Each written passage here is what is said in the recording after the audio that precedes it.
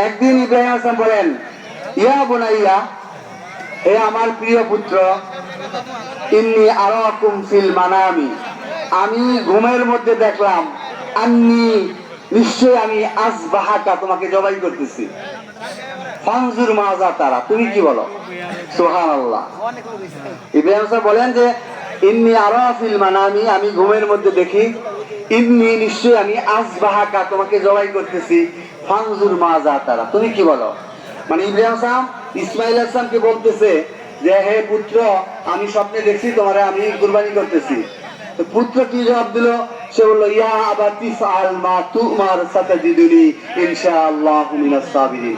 বাবা, আপনি তো স্বপ্নে দেখছেন, পয়গম্বরদের স্বপ্ন ওহী হয়ে থাকে, আমিও এটা আমি বুঝি যে আপনার স্বপ্নটা হলো একটা ওহী। আল্লাহ বলছে আমাকে জবাই করতে, হে বাবা আপনি আমাকে জবাই করবেন, আমি ধৈর্যশীল থাকবো। সুবহানাল্লাহ।